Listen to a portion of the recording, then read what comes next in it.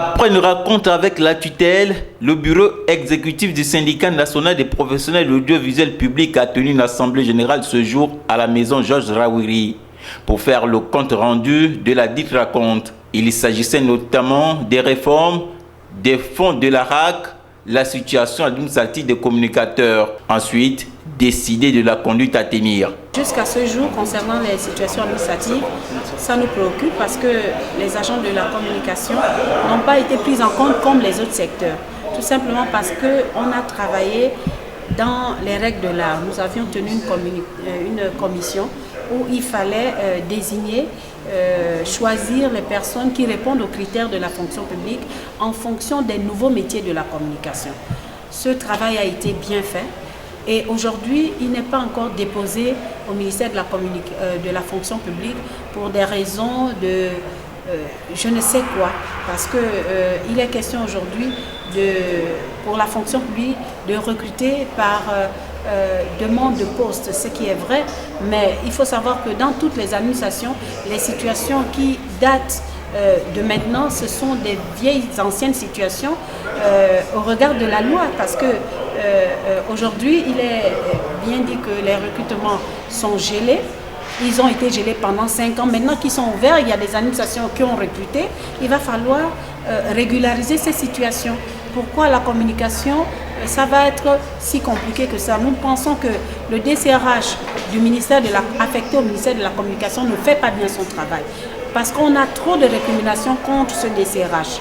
Il fait dans l'amalgame. Nous avons des situations administratives, des agents cadres et autres qui ont été radiés parce que le bon monsieur fait à sa guise. Nous disons non. Concernant les réformes, plus d'une décennie déjà, tout semble patiner sur place, d'où les multiples interrogations du syndicat national des professionnels de l'audiovisuel public. Ça fait 12 ans, et bien le ministre était clair.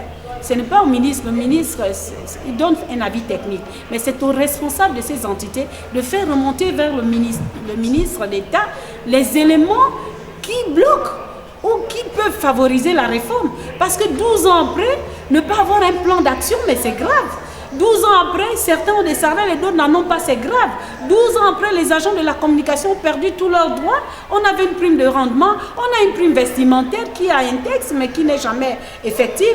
On a des avantages que nous avions perdus parce qu'il y a la réforme. Mais pourquoi ça bloque?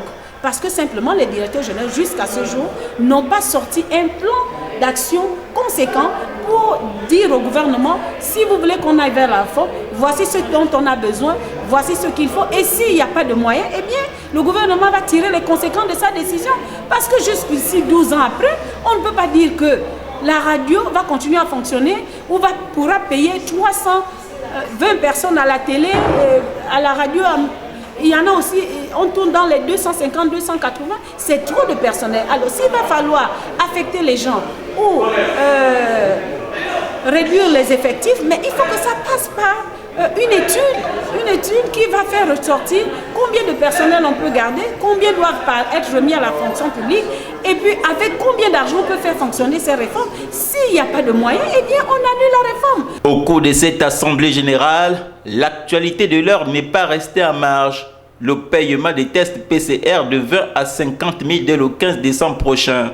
Le syndicat de sa part a refusé d'avaler cette pilule. Ils appellent le gouvernement à revoir sa copie.